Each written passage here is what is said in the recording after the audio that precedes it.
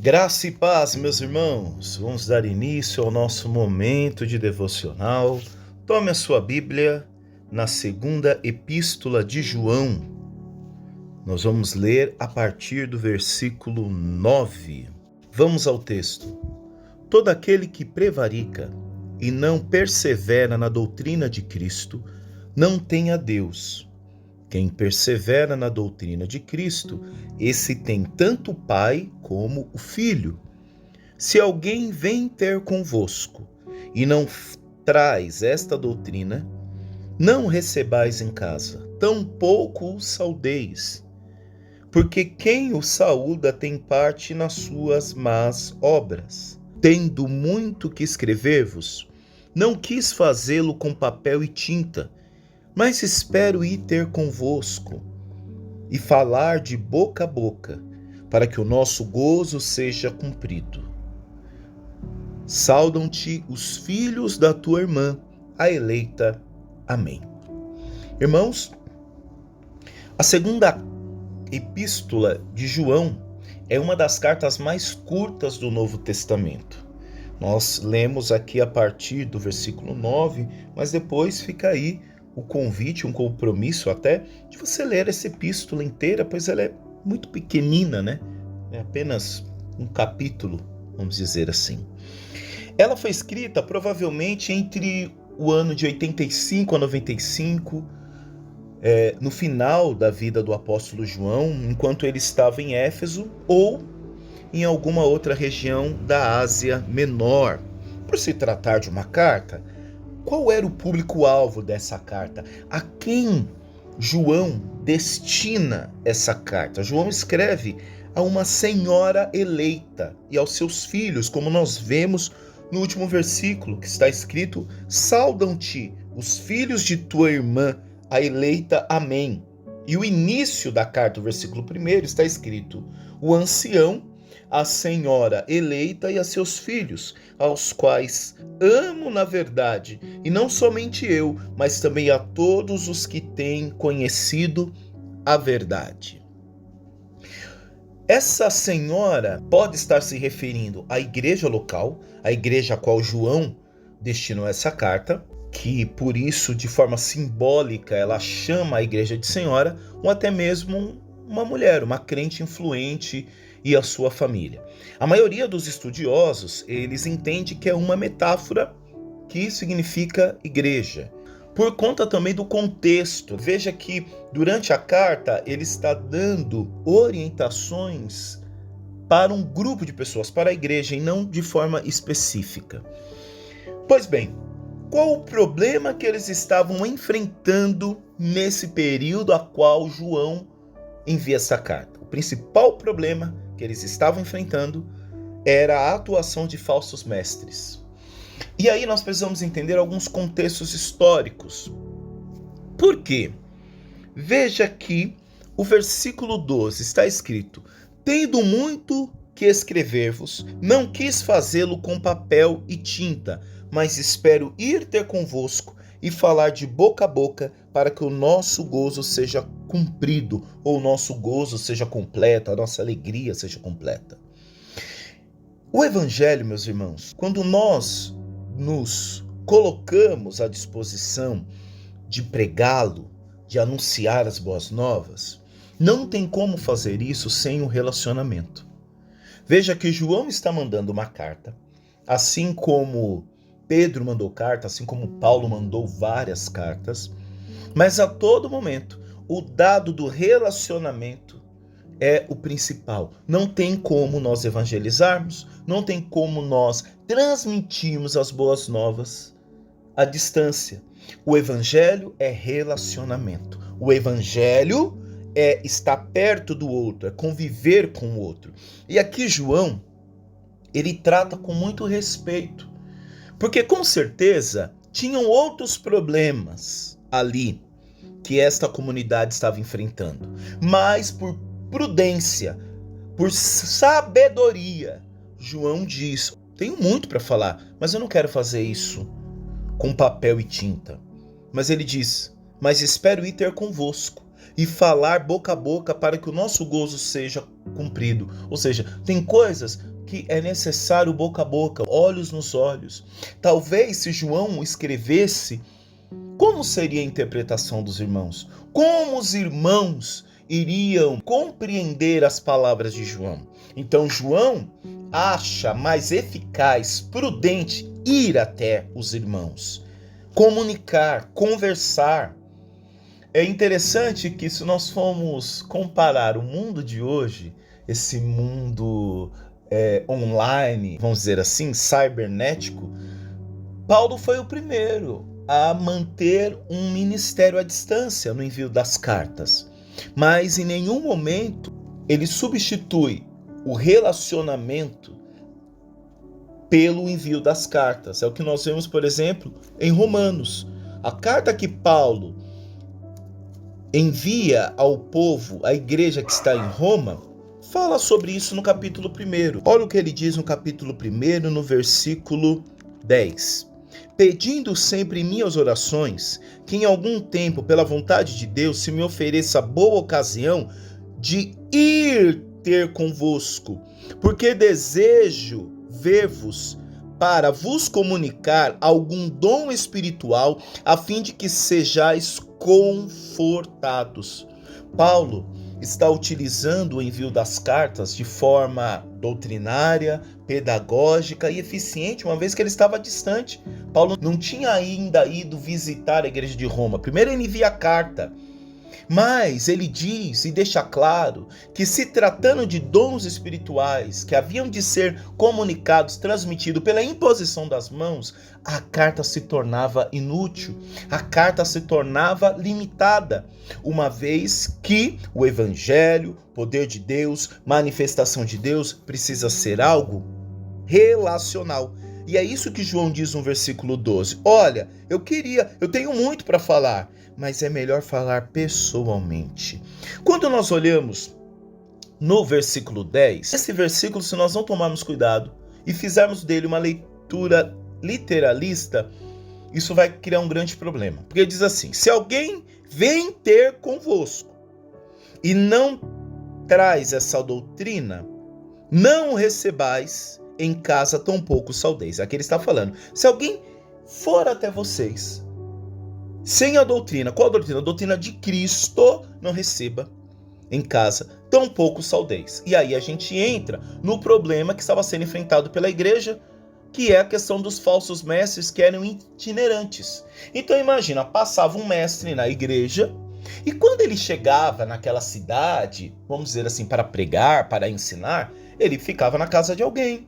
Alguém dava moradia para ele, alguém dava um tempo ali de hospitalidade, ele se alimentava. Aliás, o povo judeu, ele sempre fez muita questão da hospitalidade. Então, veja o que João está dizendo. Olha, se chegar alguém aí que não está pregando a doutrina de Cristo, não o recebais em casa, tampouco o saudeis. O versículo 11 explica: porque quem o saúda tem parte nas suas más obras. Ou seja, aqueles que ajudam, financiam, também são colaboradores para que essas falsas doutrinas sejam instauradas na igreja. Mas quais eram essas falsas doutrinas? Provavelmente isso está ligado ao movimento gnóstico, que eles ensinavam heresias sobre a identidade de Cristo. Agora, o que o gnosticismo primitivo acreditava? Ele negava que Jesus tinha vindo em carne. Ah, pastor, mas isso não é tão perigoso. E é muito perigoso. Por quê? Porque uma vez que o gnosticismo primitivo negava que Jesus tinha vindo em carne, se ele não vem em carne, então ele não morreu na cruz. Se ele não morreu na cruz, ele não ressuscitou. Se ele não morre na cruz, não houve o sacrifício de remissão dos nossos pecados. Se Cristo não ressuscita, em vão as nossas orações e a nossa pregação. Nós nos reunimos em torno de Cristo porque Cristo ressuscitou. Ora, se Cristo não ressuscitou, em vão é a nossa pregação. É o que diz em 1 Coríntios, capítulo 15, versículo 14. E se Cristo não ressuscitou, logo é vã a nossa pregação e também é vã a nossa fé. Então, o que o gnosticismo primitivo negava era toda a centralidade do cristianismo. Porque se Cristo não encarnou, logo ele não morreu na cruz, e ele, como cordeiro, não expiou os nossos pecados. Logo, ainda estamos separados de Deus, porque a obra de remissão dos pecados não foi concluída. Então, é sobre isso que João está alertando a igreja. Cuidado com esses falsos mestres que, por incrível que pareça, eles não estão longe, eles estão dentro. Eles são itinerantes, eles estão entrando nas casas, eles estão sendo recebidos por vocês. É por conta deles que algumas heresias, falsos ensinos, que são ensinos que nada tem a ver com o ensino de Cristo, como diz o versículo 9, todo aquele que prevarica. O que é prevaricar? Prevaricar é como você fingir que não está vendo, é você fugir da responsabilidade. Principalmente a gente vê prevaricação muito ligado a funcionários públicos. É a pessoa que retarda ou deixa de praticar algum ofício, alguém que finge que não está vendo aquilo que é errado e pior, visando satisfazer um interesse pessoal. Então, o versículo 9 diz: todo aquele que prevarica e não persevera na doutrina de Cristo não tem a Deus. Quem persevera na doutrina de Cristo, esse tem tanto pai como filho. Esse versículo 9 da segunda epístola de João reforça a ideia da trindade, do pai e do filho. E aqui mostra que os dois estão ligados, porque Cristo disse: eu sou um com o Pai, ninguém vem ao Pai senão por mim. Veja que Cristo não diz ninguém vai, mas ele diz ninguém vem ao Pai senão por mim. E é o que a parte B do versículo diz: quem persevera na doutrina de Cristo. Qual é a doutrina de Cristo? Que Cristo, o Verbo, foi encarnado, foi crucificado, morto ao terceiro dia, ressuscitou. Essa é a doutrina de Cristo. É sobre essa afirmação que Cristo é o Cordeiro de Deus que a igreja foi fundada. Na parte B diz: quem persevera na doutrina de Cristo, esse tem tanto pai como filho. Aqui João faz uma teologia dizendo que o pai e o filho estão ligados. E quando diz que quem persevera na doutrina de Cristo, esse tem tanto pai como filho, significa, olha, o único caminho para se chegar ao pai é o filho. Então, se você nega que Cristo foi encarnado, você nega a obra de salvação. Logo, negando a obra de salvação, não temos acesso ao pai. E olha como sorrateiro é, como parece inofensivo, porque eram sábios, eram mestres, mas eram mestres de falsos ensinos. E era sobre isso que João estava alertando aquela igreja. Agora, qual a aplicação que nós podemos trazer para o nosso dia através dessa palavra? Irmãos, antes de aceitar qualquer tipo de ensinamento, convite ou até influência espiritual, aliás, nós estamos vivendo a era dos influencers, né? E aí, diante disso, a gente precisa refletir sobre algo, que fama não é relevância.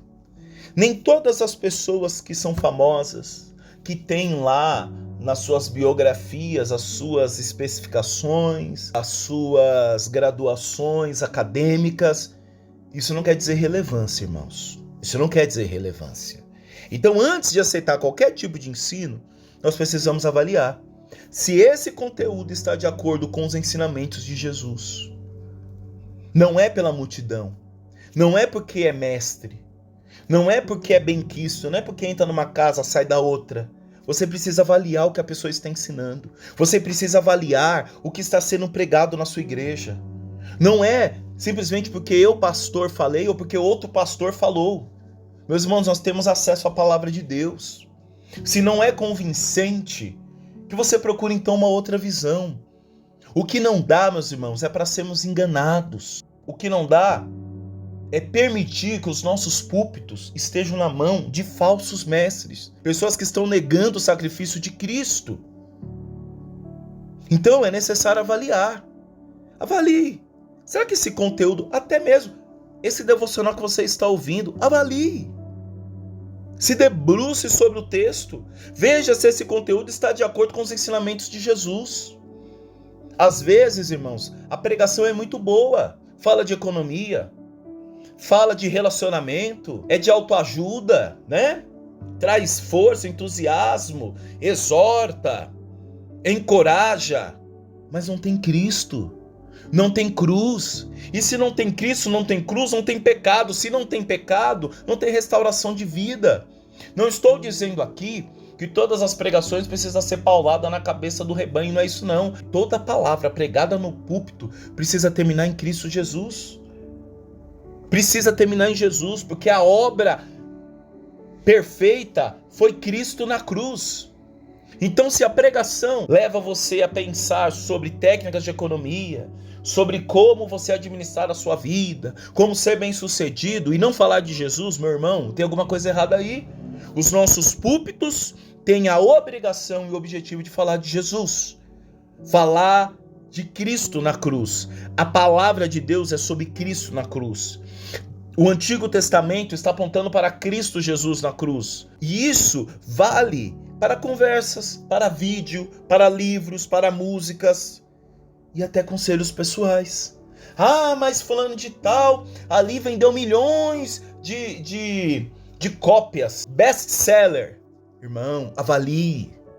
Avalie. Hoje, ao você ouvir algo ou ler algo sobre fé, pergunte a si mesmo: isso reflete o ensino de Cristo?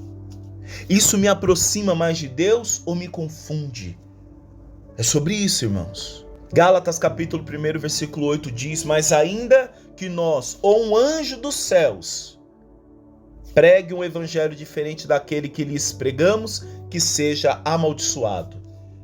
Isso é Paulo mandando a carta para a igreja que estava na Galácia. Paulo está dizendo: se alguém anunciar um evangelho diferente daquele que lhes preguei, que seja amaldiçoado. 1 João capítulo 4, versículo 1. Amados, não creiam em qualquer espírito, mas examinem os espíritos para ver se procede de Deus, porque muitos falsos profetas têm saído pelo mundo. Itinerantes, estão andando. Vejam se eles têm raiz. Ninguém nasce do acaso. Alguém doutrinou essas pessoas, alguém ensinou essas pessoas, alguém discipulou essas pessoas. Colossenses capítulo 2, versículo 8. Tenham cuidado para que ninguém os escravize a filosofias vãs e enganosas que se fundamentam nas tradições humanas e nos princípios elementares deste mundo e não em Cristo. Vejam, eles eram mestres, mas não estavam ensinando a doutrina de Cristo. Aqui em Colossenses, vejam como Paulo diz: tenham cuidado para que ninguém os escravize, porque a palavra do Senhor é sobre libertação. Agora, será que o que está sendo pregado nos nossos púlpitos é sobre a cruz que redime? É a cruz que liberta? Ou isso está te escravizando? Que nós pensemos, meus irmãos, e sobretudo, redobremos a nossa atenção sobre o que lemos, o que ouvimos, o que falamos da parte do Senhor, o que tem sido comunicado a nós, sob o pretexto de, porque o Senhor me disse, assim te digo. Não, meu irmão. O Senhor nos deu um espírito de sabedoria, e nós precisamos exercê-la. A necessidade de nós exercermos o discernimento dos espíritos. Nem todo que diz Senhor, Senhor, chegará ao reino dos céus. Naquele grande dia, que nós não sejamos surpreendidos de ouvir do Senhor: eu não vos conheço, apartai-vos de mim. Porque conhecimento é intimidade. Para conhecer tem que ser relacional, tem que caminhar juntos. E veja que salvação não está apoiada em manifestações miraculosas. Porque a palavra diz: Em Mateus capítulo 7, do versículo 22 ao 23, muitos me dirão naquele dia: Senhor, Senhor, não profetizamos em teu nome? Em teu nome não expulsamos demônios e não realizamos muitos milagres? Versículo 23. Então eu lhes direi claramente: nunca os conheci. Afastem-se de mim, vós que praticam o mal. Então salvação não está apoiada, pautada, garantida. Não é algo exclusivo para aqueles que profetizam, para aqueles que expulsam demônios, para aqueles que realizam milagres. Mas salvação, então, está ligada no versículo 23, aqueles que mantiveram com o Senhor intimidade, relacionamento, aqueles que não praticaram mal. Então é sobre isso, meus irmãos, que nós possamos redobrar a nossa atenção, que o Espírito Santo de Deus venha nos conduzir, que o Espírito Santo de Deus venha nos dar clareza, que o Espírito Santo de Deus venha verdadeiramente trabalhar no nosso coração e no nosso interior. Vamos orar? Pai querido, nós te agradecemos por mais um dia, Senhor. Agradecemos pela tua bondade, por tua misericórdia. Pai, que o Senhor venha trabalhar no meio do teu povo, no meio da tua igreja, trabalhar no nosso coração, para que estejamos atentos, Senhor, a toda a palavra que nos é comunicada. Pai, que o Senhor nos ajude, Senhor, a todo momento estarmos vigilantes. Espírito Santo de Deus, vem sobre a tua igreja, vem sobre o teu povo, nos trazer discernimento, nos trazer maturidade, Senhor. Que consigamos discernir o que é uma doutrina de Cristo e o que é uma doutrina humana. Porque a tua palavra, Senhor Deus, onde é pregada a libertação, a mudança de vida. Senhor, que nada venha nos escravizar, uma vez que o Senhor já nos libertou na cruz do Calvário. É o que oramos e agradecemos no nome de Jesus. Amém. Forte abraço, meu irmão, minha irmã. Deus abençoe e até amanhã. Tchau, tchau. Fique com Deus.